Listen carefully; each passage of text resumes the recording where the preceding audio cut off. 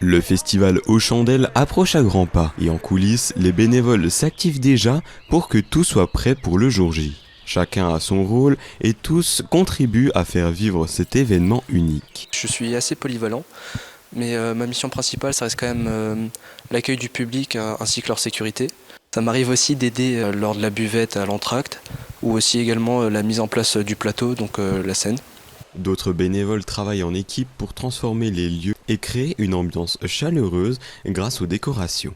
Pour le fleurissement de l'église au départ, de la chapelle, parce que pour les dernières éditions de l'ancien festival, j'avais rejoint l'équipe et puis les anciennes m'avaient transmis avec beaucoup de gentillesse la façon dont elles fleurissaient l'église et on a repris cette manière de faire qui est une manière que j'apprécie énormément parce qu'on fleurit avec des fleurs naturelles, des fleurs des champs.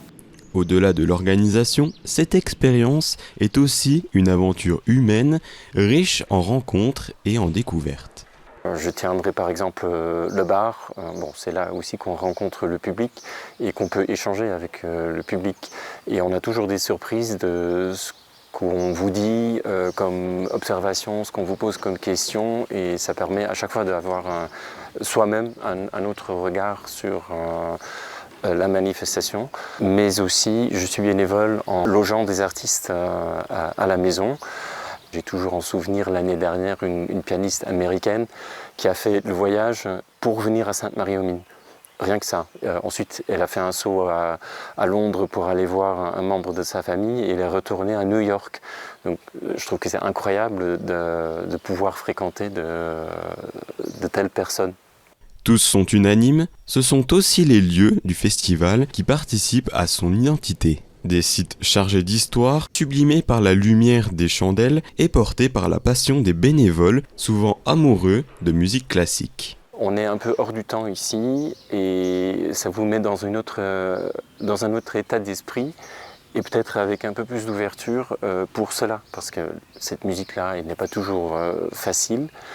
Mais en venant ici, en prenant votre verre pendant l'entracte, ici, là où je me trouve, en pouvant échanger avec les artistes, ça prend tout son sens.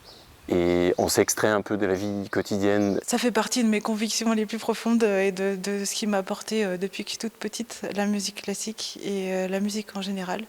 Je pense que c'est une ouverture sur le monde, une poésie, une possibilité de l'embellir. Et donc pour moi, oui, c'est un chemin naturel, normal. Pour Lucas, cette immersion a aussi été l'occasion de découvrir l'envers du décor. On ne se rend pas forcément compte en tant que spectateur tout le travail qu'il y a derrière. Moi-même en tant que musicien et donc bénévole, je me rends plus compte de ce qu'il y a derrière et je trouve ça très important et c'est ça que j'adore. Pour rappel, le festival aux chandelles débutera le jeudi 7 mai prochain avec le concert Illumination.